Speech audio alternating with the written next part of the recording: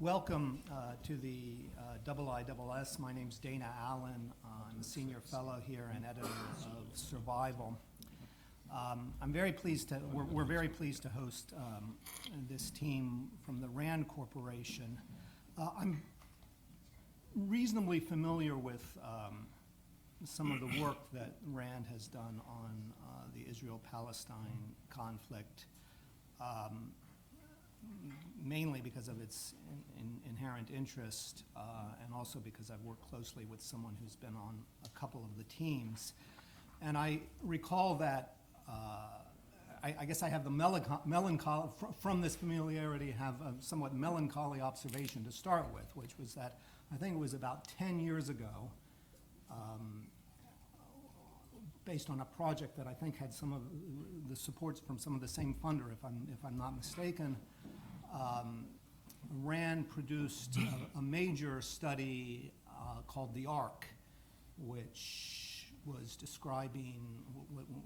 was investigating and laying out quite a spectacular vision of the economic and even aesthetic possibilities of a Palestinian state.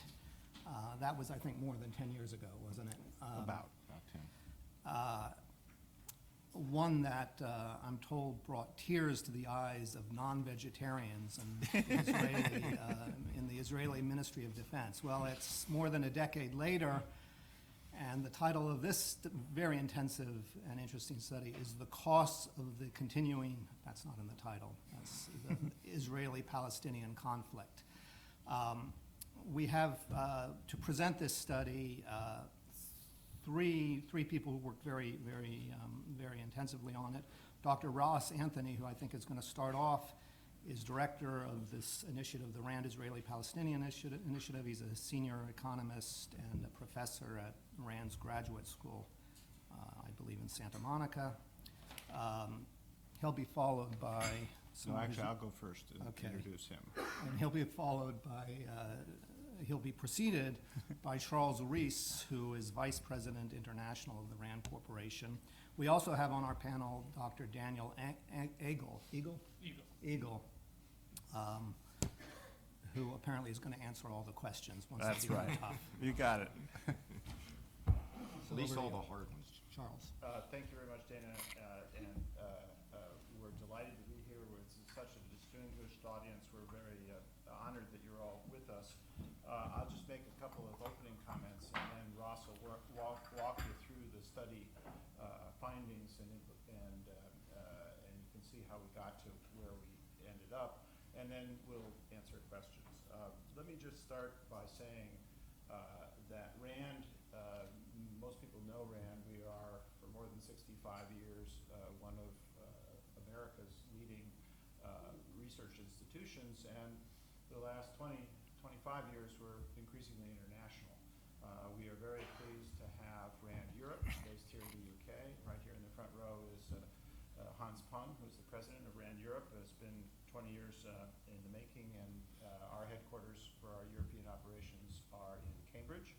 We work for HMG, and we also work for the European Union institutions in varying ways, and we do in Europe what we do in the United States and elsewhere, objective evidence-based research. We are, despite the name corporation, a nonprofit and nonpartisan, which often is almost as important.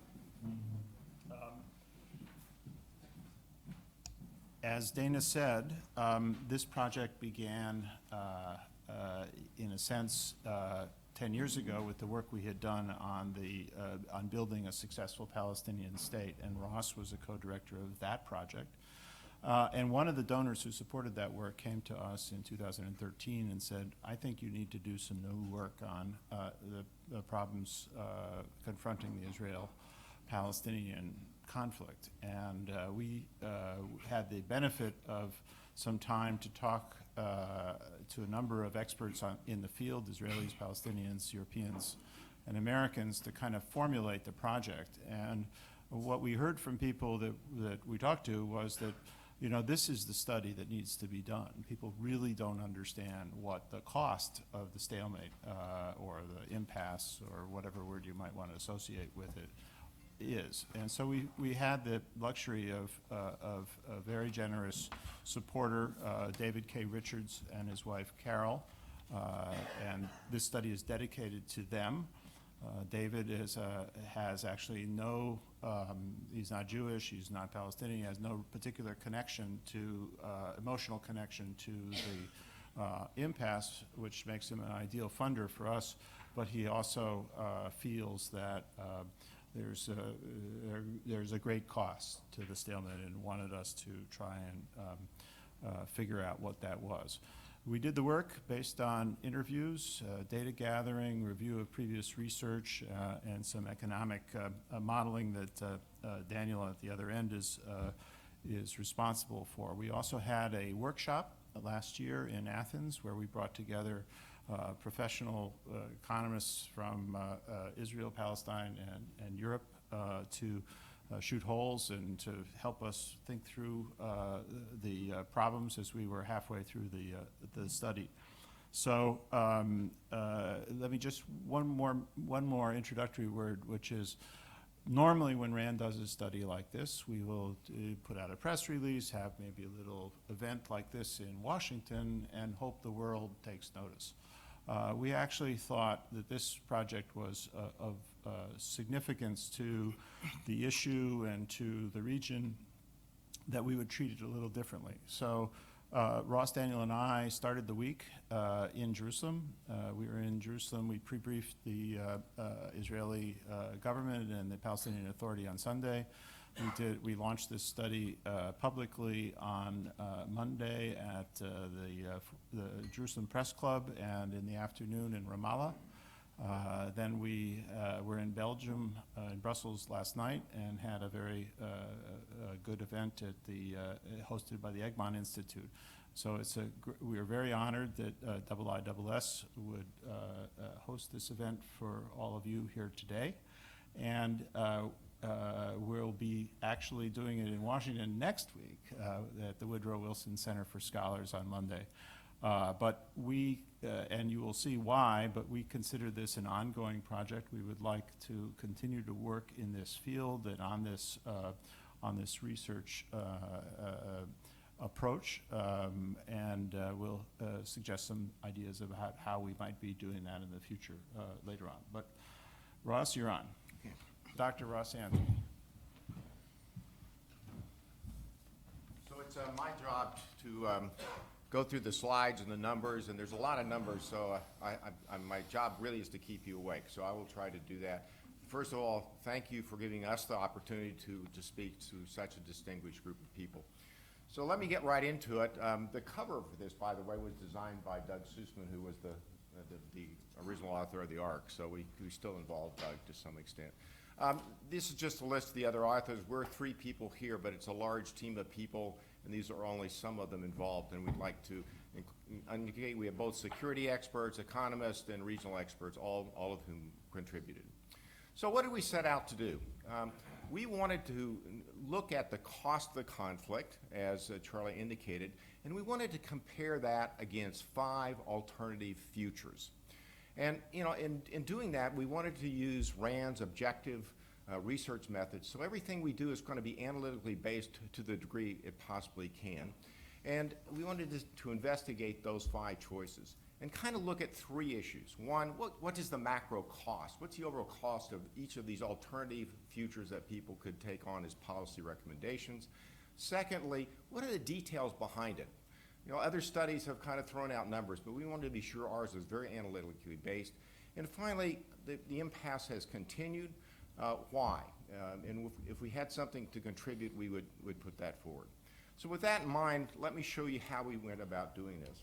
First of all, we looked at the year 2014 and the present, and then we took that time and trended it forward to the year 2024. And we did that using all the presently existing trends that you see in the region. GDP growth stayed the same, population increases continued at the same rate. The settlements continue to grow at about 5%, which is the rate they are now. It's not static. There are things that happen. There are flare-ups of violence and incursions that are going to continue to happen. And importantly, the international community continues to provide the assistance it's providing today at the current rates. And that's quite significant, about $5 or $6 billion on an annual basis to both parties. Now, once we had that number, and that's going to be the baseline off of which we compare everything else, we created the 5 alternative scenarios. We laid out our assumptions very, very clearly in the books you have. All of them are in some of the tables there. And then once we did that, we could create 5 scenarios that we looked at. 2-state solution, coordinated unilateral withdrawal, uncoordinated unilateral Israeli withdrawal, nonviolent resistance on the part of the Palestinians, and violent uprising. We wanted to be sure, and we analyzed and defined these scenarios in ways that they were all analytically distinct, so it was important to us to do that. And I want to say now, and I'll probably say again and again, we make no prediction about the probability of any of these scenarios, and we're not going to make any prediction either about which is better in the long run. We want to put the information out for policymakers to make their decision. Let me just tell you a little bit more about these without going into great detail. First of all, the 2-state solution was built on the Clinton parameters, which many people who know the region are familiar with, the Omar and Abbas discussions, and the Geneva Accord. And what we wanted to do is use other people's definitions of these scenarios so that we didn't get in the constant battle of trying to defend why it's this way, the borders were here or there. So in general, that's what we do. In a coordinated Israeli unilateral withdrawal, which was quite popular at the time we were first going back to the region, Israelis decide to undertake unilateral actions. And they withdraw from part of the Palestinian West Bank. They remove 60,000 settlers. And the international community looks favorably upon that and funds most of the movement of the settlers. We base this on the Blue for White Futures groups and INSS, which are 2 nonprofit groups in Tel Aviv who've done a good deal of work on this. We started talking to people, and people said, well, the Palestinians might not agree to that. So we created another scenario, which is uncoordinated unilateral withdrawal, where we assume the Palestinians don't necessarily cooperate, or the Israelis don't fully coordinate with them, and the international community does not look upon that with particular favor, and does not help pay for most of the cost of moving settlers. Finally, is nonviolent resistance by the Palestinians. They go to take legal actions, go to the United Nations, pursue the International Criminal Court, and continue nonviolent resistance. Many of these things have happened since we began the study, so a lot of people think that actually is the new normal, and we can come back and talk about that. And finally, violent uprising. We didn't consider this to be like the first or the second intifada. Both parties have learned a great deal from the past. We do define it, though, and it cost it as easily and as completely as we can. Finally, so now let's look and see what lies behind our methodology. So here's the present trend line, and this is the Palestinian economy, and we're going to put everything in terms of GDP. And you can see that GDP for the Palestinians grows from 2014 to 2024 in a pretty consistent way. And now this is the 2-state solution line. Not very surprisingly, it's higher than the present trends. And if you look at the difference between those 2 numbers, it turns out to be $9.7 billion in the year 2024. In general, that's the number we're going to report. We're going to look at the difference in 2024 between present trends and those 5 scenarios that I've laid out. Here's another example. If we put violent uprising there, you'll see that has a negative effect on GDP of $9.1 billion for the Palestinians. The other scenarios are much closer to the present trend line, and I'll give you those results later on. And then at kind of towards the end of the presentation, I'm going to give you the cumulative result for all 10 years, which is a bigger number, but in general, we'll stick to this. We thought it was important to use the same methodology and the same approach to both parties. So in Israel, of course, we did the same thing. Here's present trends. Here's 2-state solution, and the difference between those 2 lines is $23 billion. That looks like a much smaller arrow than the other one, but in fact, that's double the size of Palestinian arrow because the economy of the Israelis is about 15 to 20 times as large as the Palestinians. Here's violent uprising, cost the Israelis $45 billion in 2024. And as in the last case, the other lines are not too different from present trends, and we'll go behind some of these numbers. What I want to do now is take you through how we got these lines. And the main purpose for that is to show you that there's a lot of detail behind them. I hope that we'll take one example, because we'd be here all day if we took all of them, but hopefully you'll get a better understanding of how we did this. All right, so we looked at, first of all, two kinds of cost. Direct costs. And those are things that have direct budgetary or household effects on people and that they feel quite directly. So just to take one example, in the Israeli case, for instance, you see security is the first item there. Well, you would expect in a two-state solution that their expenditures on security might go down, and then that would have a positive effect on their GDP. We'll come back and talk a little bit more about that because it's important. But you're going to find that the direct costs are swamped by opportunity costs. And there are all kinds of things, but again, looking at these, well, let's take the Palestinians. So if you look at Palestine, access to water means that they have access to the gas off of Gaza, so they could take advantage of that. That would increase their GDP quite rapidly. A lot of other categories. So let's look behind how we built up one of these with using real numbers, and we'll use the two-state solution. So here, we'll start with the Israelis, and you'll see the numbers that you saw earlier, 22.8 billion and 9.7 billion. So let's look and see what happens to get to that 22.8 billion.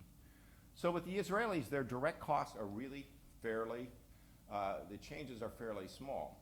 And I guess I should have said, because it gets confusing when you start talking about cost and GDP and how you translate back and forth, all the numbers that I'm going to present here are actually the effect of these particular items on GDP, so that the translation has already been done for you. So one would expect that the Israelis would spend less on settlements because there are going to be few of them, and in fact that's what you see happening, and we project that at $90 million.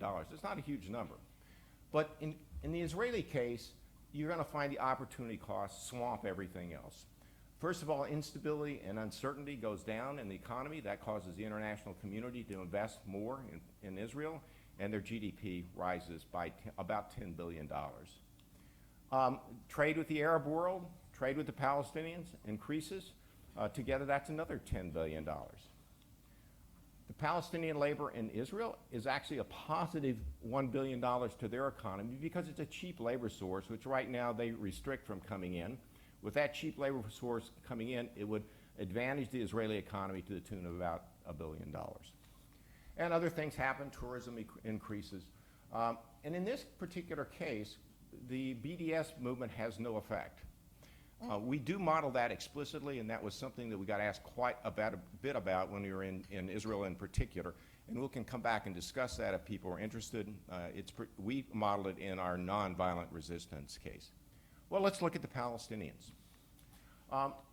In the Palestinian case, they have many more direct problems or costs that they're being subjected to right now. Just to go through a few of them, the Palestinian labor in Israel is it's different than the Israelis, but the people who work there will get paid directly. That's direct income to them, and that advantages their economy. To skip down a little bit, they have prisoners. Right now they pay stipends to all the prisoners in the Israeli jails. We expect the prisoners to go down, and therefore the stipends would fall. And there are a number of other smaller things there. So now let's move on, and much as in the Israeli case, the opportunity costs are more important. Once you eliminate the barriers to trade that are shackling the the Palestinian economy today, you expect the trade with other countries to boom by about $4 billion. Other things happen. Access to water would enable the Palestinians to increase their agricultural production. Control of territory, for those of you who are familiar with areas A, B, and C. Area C is the area that is actually part of the West Bank, but is today all the security arrangements and building and all the other things that are that Palestinians might like to do is controlled by the Israelis. So they're not allowed to take advantage of mining minerals and things like that. Once those open up, that would be a tremendous advantage to their economy. Tourism increases, and there's some other minor factors.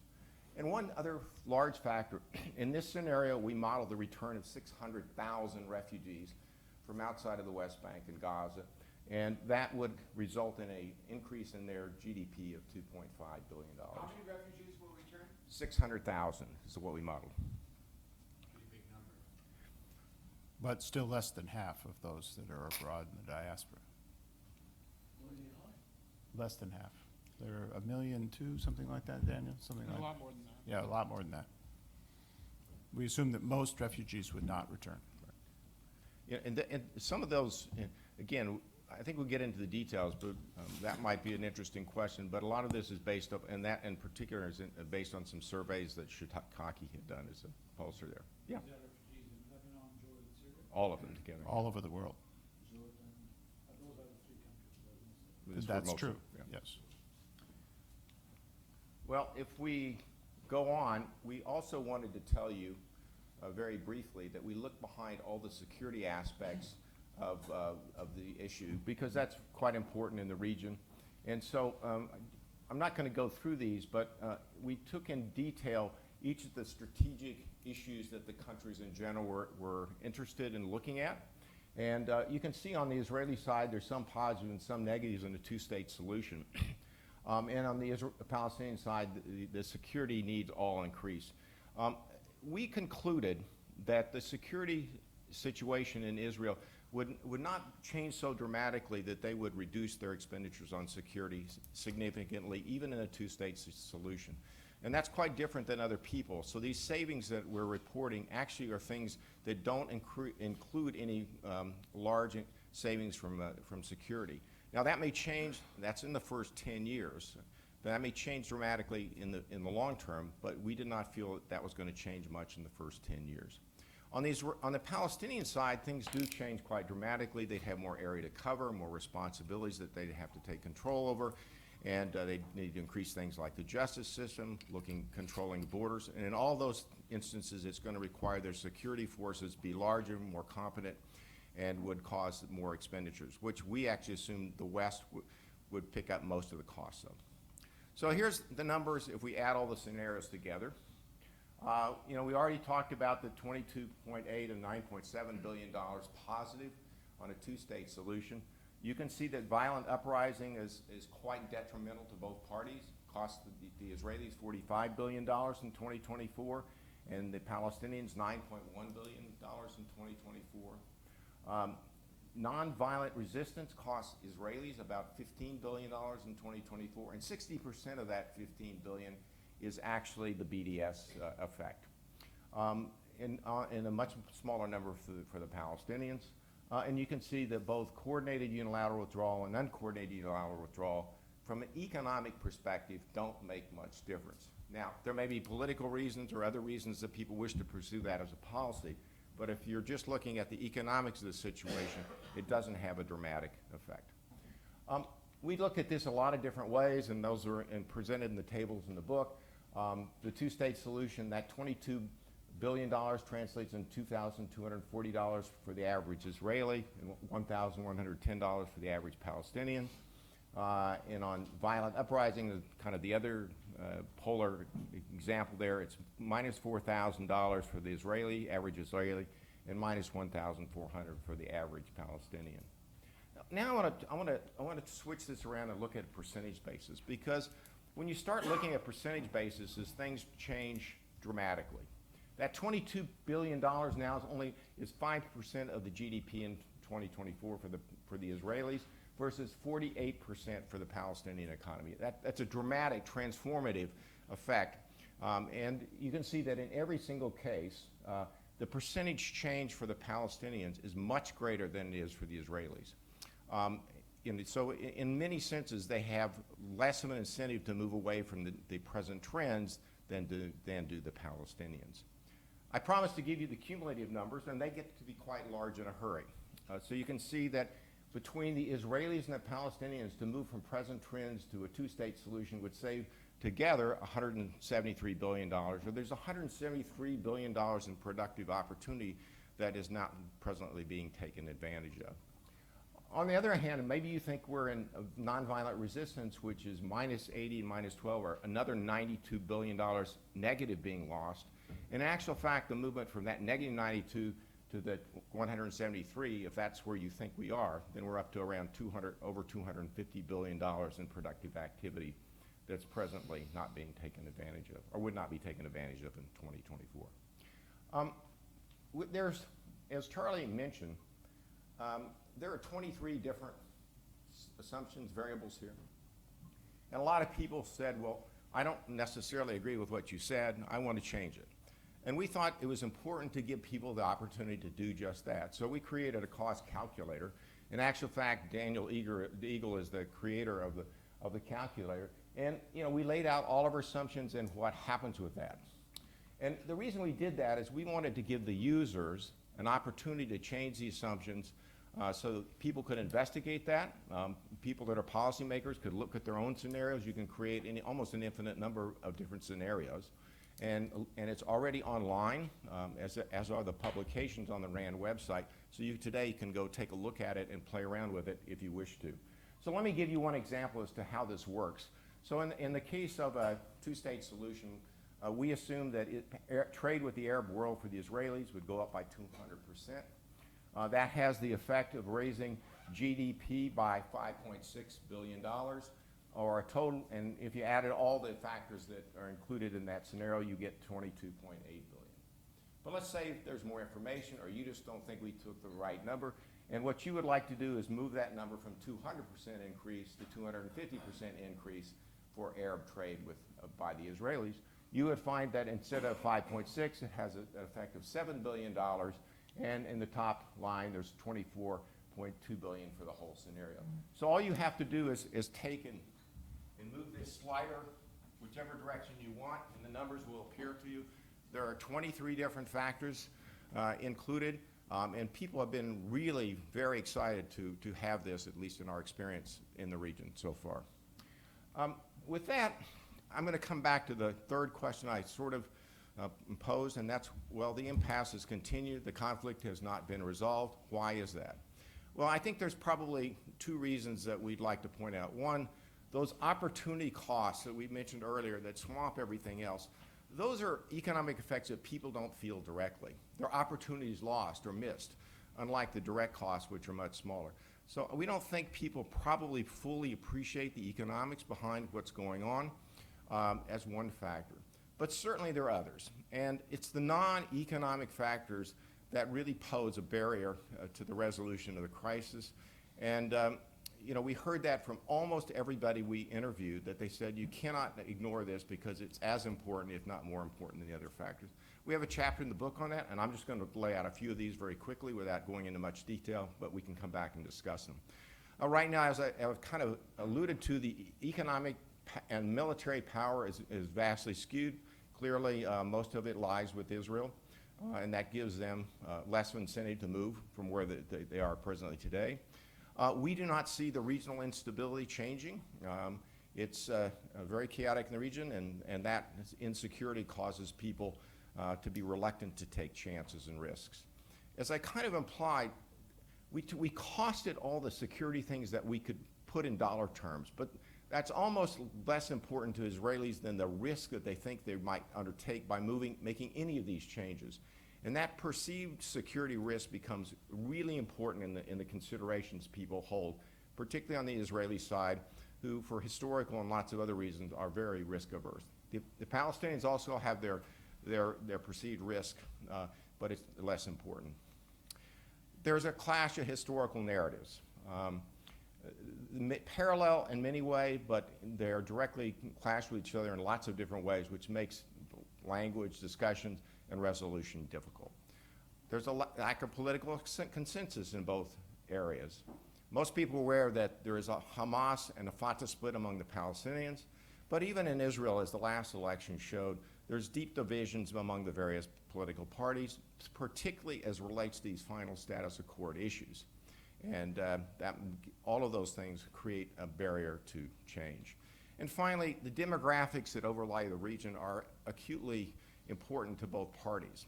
Right now, there's some argument about what the exact figures are, but the president of Israel used a figure the other day of 52% today being non-Jewish in the area of the land west of the Jordan River. So that's what's Israel, the West Bank, Gaza, and East Jerusalem. And if you think about that, and you also realize that the population of the Palestinians is growing more rapidly than the Israelis, that gives them an incentive in some senses. They say, oh, I have to do weight. So there's a lot of factors going on there that are important for decision making. Well, with that in mind, I'm going to stop. Most of you stayed awake, I'm glad to see. And I'm going to pass the stick on to Charlie, who will not use numbers. Right. Well, we thought it would be useful to kind of sum up what we think this means, and as a way to start our conversation. We did this without any numbers. So let me start with the obvious that I think comes across from as Ross's presentation, which is the two-state solution provides the best economic outcomes for both sides. And that's clearly established, we think, and is really not very controversial. Secondly, though, we think this work has shown that violence is very detrimental to both sides. There are really very substantial costs, and in some scenarios, in the violent uprising scenario, the costs are bigger than the costs to both sides are bigger than the benefits of a two-state solution. Third, unilateral withdrawal scenarios, as proposed, Blue-White Future Group and other Israelis much talked about in Israel as a way to kind of break away from the negotiating process and perhaps come up with something more sustainable that meets Israel's security needs, but at a lower diplomatic cost. That actually does not provide much economic benefit to Israel, and in fact, the Palestinians get a little bit of benefit when in some of the scenarios where they get some benefits for free. As Ross explained, in all the scenarios, the Israelis consistently get much more economic benefit from the scenarios than the Palestinians. But the Palestinians get much more proportionally. And the changes, while in absolute dollar terms are really substantial for the Israelis, they're much more transformative for the Palestinians. Fifth, as Ross explained, the changes in opportunity costs, and the opportunities far swamp the direct cost changes. And this is really quite important when you think about how these issues are discussed, which are typically on the details of the direct cost changes rather than the opportunity cost changes. Sixth, as Ross has just explained, the intangible factors play a big role in explaining why it is that these economic factors haven't led to a solution up to that point. Then there are a couple of things that derive from other chapters of the book that we haven't gone into in great detail. One of them is really substantial amounts of public and private capital will be required for the Palestinians and also the Israelis to take advantage of the opportunities, particularly in a two-state solution. And eighth, the very substantial amounts of international assistance, which we also highlight in the book in a chapter on that, it has in some respects insulated the parties from the direct costs of the conflict. So summing it all up, we think there are alternatives to the cycle of action and response and sort of status quo that this particular conflict has found itself in for decades, but they would really require tough choices on all sides. So that's the short version, shall we say, of a long report. As Russ mentioned, The full manuscript is some 225 pages, and it, as well as soft copy, digital versions of the electronic, the executive summary you have, available for free, PDF download from the RAND website, and that cost of conflict calculator that Ross mentioned is up and live and fun to play with. And among the variables you can play with is this question of how many Palestinians would come back, and how many settlers would leave, and many of the other questions that we had to make judgments on. In the full report, there are 400 or 500 footnotes which describe where we got the data for each and every finding that we reported. Thank you. Okay, well, thank you very much. My usual job is to ask and to therefore get out of the way the most stupid and obvious question. However, of course, being obvious, you've anticipated it, which is in Ross's third basket in a sense. And it is sort of the who cares question. I mean, the fact is that intuitively it makes a lot of sense that this is a very expensive conflict, but it's been continuing for a long time, and it's not hard to figure out the reasons why Israelis and Palestinians, like many people, can behave irrationally because other things are more important to them. Right. And you've already anticipated that. So instead of asking that question again, let me refine it a little bit by asking more seriously, in your interviews, who did you find that did care? In other words, what interest groups are there that would be affected most directly and might be influential in terms of looking at the opportunity costs and saying we need to do something about it? You want it, Ross? I'll We, fill in. it's good, it's an excellent question. And do I have to turn this on? No, It's up it's is just on. live It's unless on, I yeah. do something else, okay. Well, businessmen in both sides and bankers are very interested in a resolution, and particularly certainty. One of the big factors that we modeled even for the Israeli economy is this uncertainty restriction on economic growth, and that's a big gainer. I think there is, in Israel, a lot of people that we talked to said, and this is really a non-economic point, but for Israelis that are concerned about the impasse, they're largely concerned about the impasse on reputational reasons. They're sort of Israelis who the romance of Israel and the sort of the democracy and the vision of Israel as a moral force in the world, to them is undercut by the impasse and the persistence of the conflict. And such Israelis are very concerned about the prospect of an extended period of time in which there is this voluntary boycott, divestiture, and sanctions process. And you see that President Rivlin's comments about the BDS being a strategic threat to Israel. He's not talking even primarily about the economics of it. He's talking about the sort of Israel in the world point. On the Palestinian side, it's hard to put this politely, but there are people who benefit from the present circumstances. There are people who, the substantial flows of international assistance. It's in some ways easier to be a beneficiary from the international community than it is to take tough choices of economic policy and political development that would be required as a sovereign state. So I'm not saying that any of such people would oppose a deal, but there is, as Ross mentioned, the sense that demographics are on our side. We just have to wait, and the terms will get better.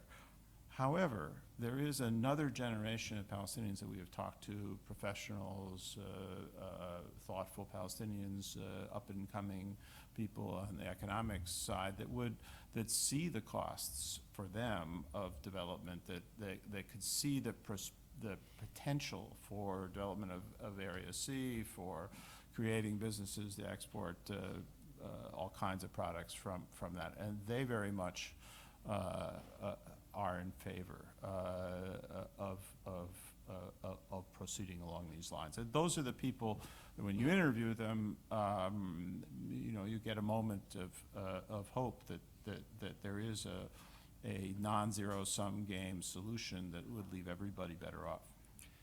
I would just add to that two groups I really hadn't thought about, but actually the people we pre-briefed were really quite excited that we had done this. Now, they really appreciated the information, and they were partly thinking about that from how they were going to answer the questions from their leaders. But everybody we talked to was really pleased to have this cost calculator, because it offers a really very good analytical tool for the staffs and the analytical people who are really looking at these things. And so, it's something that will, and we hope will, live on, and we can actually update it as time goes on. The other thing we heard from some of the press people was quite interesting too. They said that these non-economic factors, that everyone is so discouraged in the area, that they thought maybe this would once again regenerate some of these other issues that people really had stopped thinking about to the extent that they should have. So, frankly, we were all pretty gratified by the reception to the study. Jonathan Pence. Actually, we're supposed to have I think we're supposed to have a microphone. Well, actually, because it's being recorded, but I don't see where he is with the microphone, so never mind. Go ahead. We'll repeat the question. Oh, wait, here he is. My name is Jonathan Paris. I'm a member of the Institute. 20 years ago, I worked on a predecessor study of the ARC called Building Palestinian Institutions at the Council on Foreign Relations with Khalid Shikaki and Yazid Saik.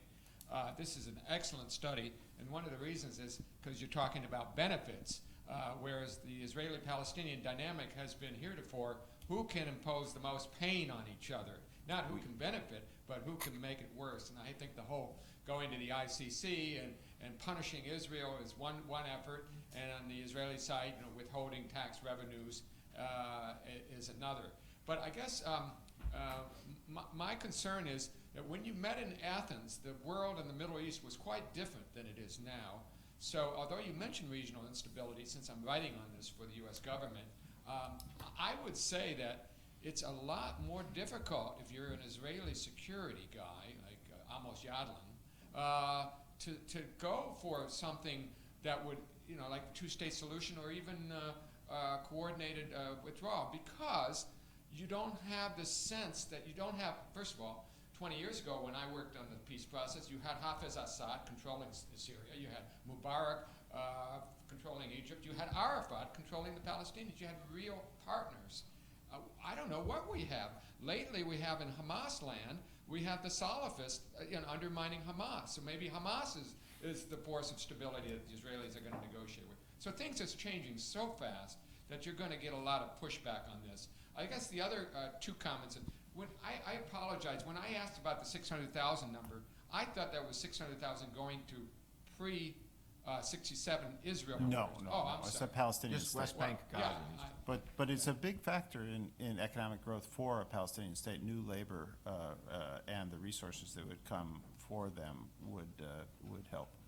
Well, the Israelis have no say in who can come back to Palestine. I mean, if it's a state, We didn't assume any Palestinians were going to go back to Israel. The Green Line in Israel. Right. Okay. And the other thing is on BDS. I just had a comment, and that is that right now the Israelis are really they're worried about their reputation, but there's a real simple solution. It occurred to me the other day. In the 60s, there was something called the Arab blacklist. If you were Coca-Cola or Ford, you were blacklisted by the Damascus-based Arab blacklist for selling Coke in Tel Aviv. Well, what the U.S. did was created an anti-blacklist legislation. And what Congress is probably going to do in the next 6 months is create an anti-BDS legislation. So any European company that thinks about boycotting Israel is going to be boycotted by the United States. So I see there are limits to BDS. You raised about 20 different issues, so I'll respond to one of them. Maybe my colleagues can feed on those. But let me just go to the last one first. Interestingly enough, most people think the BDS movement would have effect through its impact on trade, on exports from Israel. But we don't actually model it that way. As a matter of fact, you're going to see that none of the effect is that way. And one reason you don't see much effect of BDS right now is because, historically, and we did a lot of research on that, it just doesn't have much trade effect. The effects come through investment, through companies, whether the pensions funds in the various countries that are voting it, they become less enthusiastic about investing in Israel, and that has a negative effect on the investment. So all of our numbers are modeled after that. They're actually quite conservative compared to a number of others. And we only model it in nonviolent resistance scenarios. So none of those other scenarios did we really model it into. And so we think that we've, in some senses, accommodated your question. Let me try and address the regional instability point, Jonathan. I mean, you're quite right. Obviously, if you're nervous about the security prospects of a two-state solution, the prospect of ISIS in Syria and sort of general growth of violent extremists in the region and instability in Libya and such are reasons not to take action. A couple of points, though. I don't think it's completely clear that is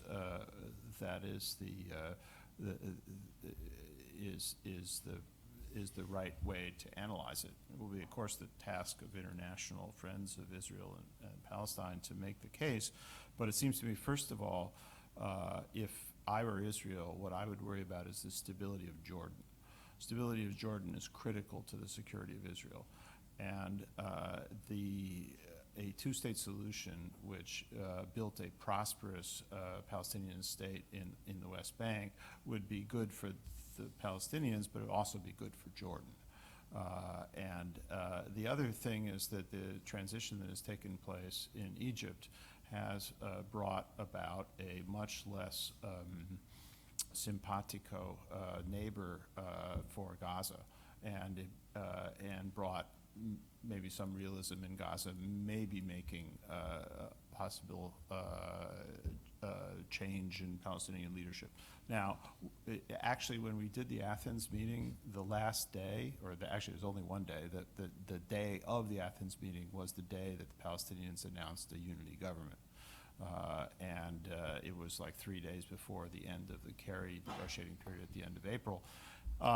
And we were also feeling, gosh, what does all this mean? But in fact, those facts were pretty clear at the time. The Kerry effort was slowing down, and it seemed evident that there wasn't. We weren't going to.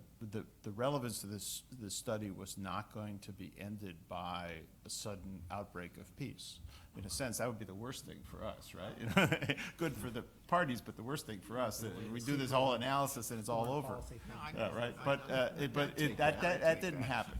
But we are aware of it. We've identified it. We have, it's in the book, and we're not naive. And we don't think that these factors are critical in and of themselves, if only rational people were in charge. And can I just add one thing to that? Is that in interacting with some Israeli technocrats, one of the things that one group took from our study, so our analysis of the Palestinian economy focuses on Israeli restrictions and how changes of those restrictions would affect the economy. And that's almost all the results. If you go online and take a look at the calculator. So in a two-state solution, you see a relaxation of a variety of different constraints. And so some Israeli policymakers said, hey, this is a tool for helping us think about unilateral policy moves that we can make to strengthen the economy.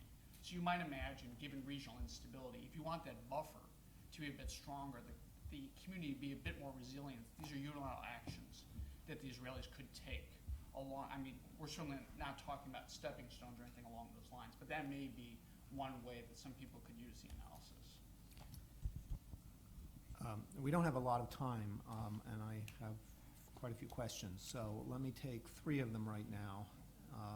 First of all, from the IISS, Nick Redman and Matthew Harries, and then you, sir. Thank you. Really fascinating presentation. Thanks very much. I'm interested looking at the two-state solution, the 50 billion change versus baseline for two-state solution for Palestine.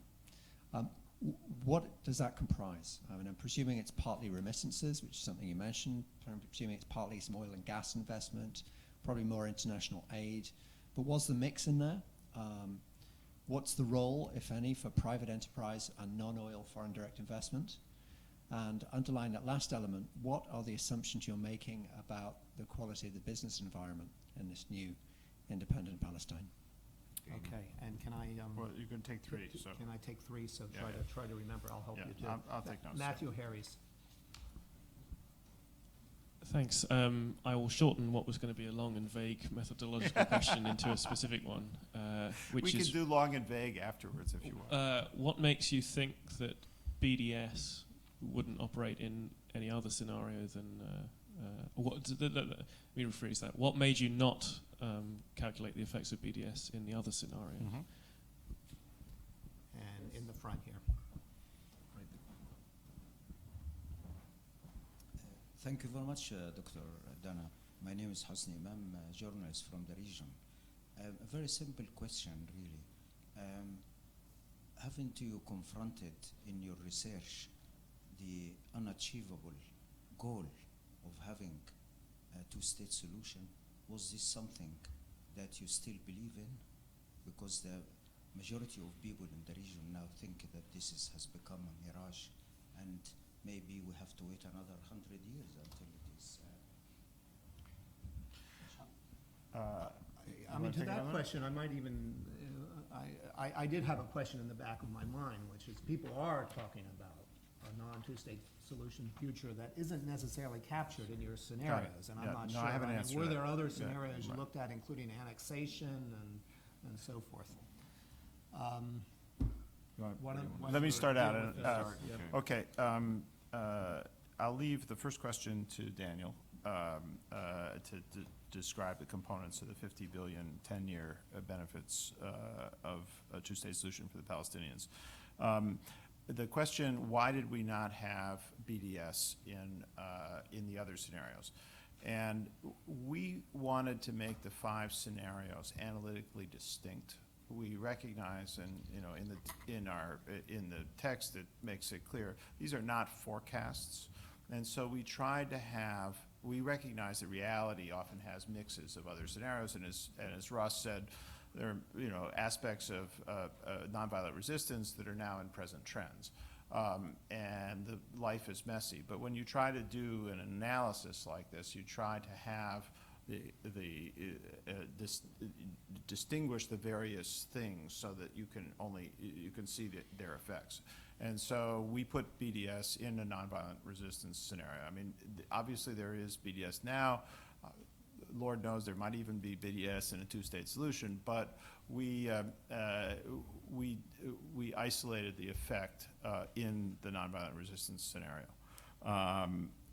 And it's for analytical reasons, as well as we think that that's most likely the time when a BDS movement would get a lot of traction and have a lot of economic impact, was what we were looking at. So the question about the two-state solution, and do we still believe in it, and what about a one-state solution or a three-state solution? We did think about, do we do a one-state solution as another scenario? And they're both analytical and sort of political reasons that we decided not to do that. Analytically, it's hard to do an analysis of a one-state solution with the methodology that we have, because in a sense, if you had annexation and a one-state solution, how do you figure what the benefits would be for Palestinians and Israelis? Because in a sense, their interests would be mixed. Secondly, such a scenario is really less an economic than a constitutional task. That is to say, you would have to, are we talking about a federation? What about the rights, economic rights, political rights, and so forth? And then there's a sort of a judgment call that we made that we didn't think that such a scenario was realistic in the 10 years that we were talking about. That said, this is an analysis we'd like to do. We've had some preliminary discussions that maybe a follow-on project would be RAND looks at a one-state scenario, which would take team members that we don't have. We'd need some constitutional scholars. We'd need to look at Cyprus on non-plan, Northern Ireland, other kinds of circumstances, and try and figure out a way to people lightly talk about this issue, or not lightly, but they talk about it as inevitable, but what would the inevitable look like? And if we can find a way to fund it, we will probably do that as a follow-on.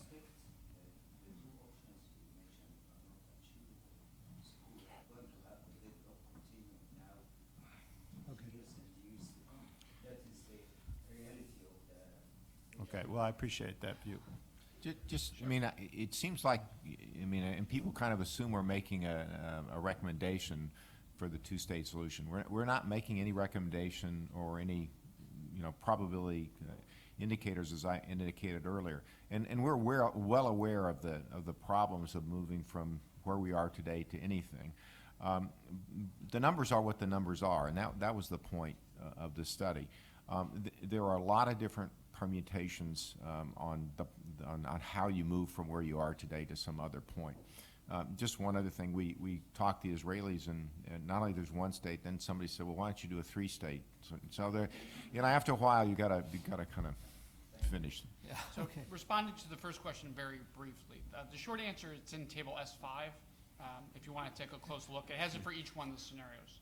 But for the just for the year 2024, but for the two-state solution, 25% is through trade and refugees alone.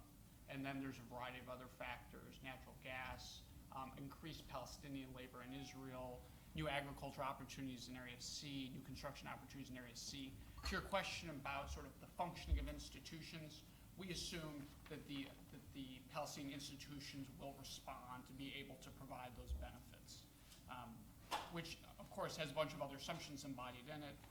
As far as the international community, we don't assume any change in aid, but if you look at that expansion in GDP, as of 2024, it's about 50% larger. That's going to require a lot of public and private investment, new roads, new factories. We estimate that the total amount of new infusion of capital at about $60 billion over that 10-year period.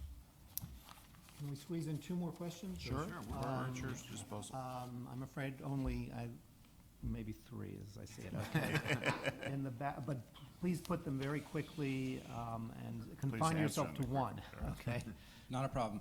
Jonathan Freeman, member of the Institute and doctoral student at LSE.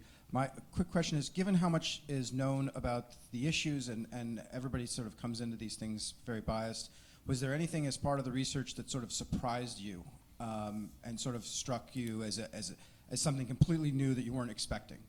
Great. The gentleman in the front row next to Jonathan Paris. Yeah, hi, I'm Anthony Lahal, I'm a student, and I'm interested in, I'll look on the RAND Corporation's website later. I think I'll get your newsletter or regularly visit it, but did you calculate the oil and gas fields off Gaza, which British Gas still holds the licenses to, by the way? Okay. And the other one, the Marvera ones that Lebanon are disputing ownership with, and Hezbollah is threatening to blow up. So I just wondered if, because there's some ambiguity about the number of barrels, there's trillions of barrels or billions of barrels. I just thought maybe you'd be in a better position to comment. Great. And then in the far right back corner, the last question. Thank you. My name is Rashid Nasir. I'm a student here at King's Cross. I was wondering the following. How have you calculated the importance of the fact that a Palestinian state would be fragmented, and what the consequences would be on the development of the economy? Okay, some very precise questions. Why don't we take the last one last? Okay, you want to do surprises? Do you want me to start? Yeah, I think we should do surprises All right. last. Surprises last, And I'll okay. be fragmented. All right, go ahead. Okay, so I'll answer the two, second, third question, and then what I thought was surprising. From oil and natural gas, so again, one of the things that Ross mentioned earlier is that for each one of the sectors we focus on, we base on existing research. So for oil and natural gas, it's something that comes out PIF. and they estimate that the annual revenue is about $560 million a year at full extraction capacity off Gaza, the offshore oil and natural gas. If it's higher or lower, that would change that estimate some, but that's a small part of any of our estimates. In terms of the fragmentation, the only fragmentation in our two-state solution would be, of course, Gaza and West Bank, because it's unlikely within a 10-year period they would be unified. Right now, all the benefits assume that the separation continues. If there is increased continuity, that would increase the potential benefits. One of the things we've tried to do across all of our scenarios is keep the assumptions conservative so that they can be treated as lower bounds. So if something like that happened, it would increase the estimates. In terms of surprising, the one thing I thought was surprising was that the emphasis that people have on the cost of the settlers, on removing the settlers or the amount of expenditures on settlers, that seems to be a focus of a lot of the economic conversations. But in our analysis, it just turns out to be really, really small relative. Even among the direct costs, it tends to be the smallest. And certainly relative to the opportunity costs in any of the scenarios, it's just swamped by other factors. Ross? Just the fragmentation issue is, the way we assumed it is we did assume that the settlements leave the West Bank. We did not try to draw Not the all border. of it. Well, no, but in a final two-state solution, the territory would be contiguous. We did not try to draw borders or do any of the things like that in terms of the Clinton parameters. All the discussions have had the issue of land swaps in them, and so for the economy to be successful, we actually in the earlier work that was one of the things we looked at in a great deal of detail. I think we each have our own surprises. And this is not, in some ways I wasn't surprised, but the numbers were surprising to me. And that's when you start looking at the percentage numbers, the really, and we get asked this a lot, that 5.2% in two-state solution seems like a really small number compared to the 48% for the Palestinians. But it's important to understand that that number for the Palestinians is just transforming. I was just surprised by the size of it.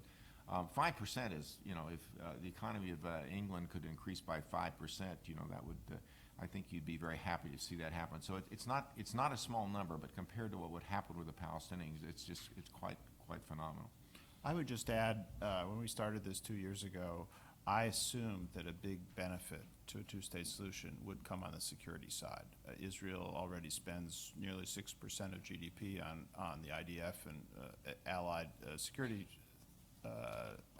things. And we brought together a security team, some really top-notch people from RAND. They engaged with the American side that was engaging with the Israelis about planning during the carry process. And we thought about it, and we just decided not to model in any security spending savings whatsoever, to assume that the Israelis might spend on security differently.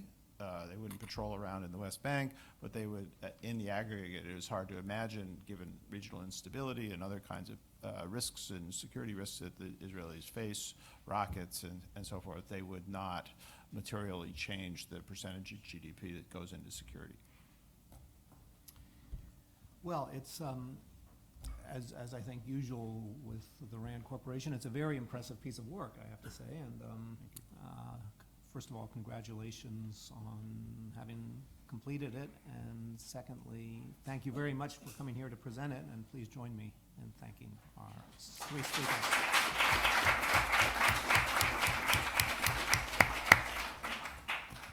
Thank you very much.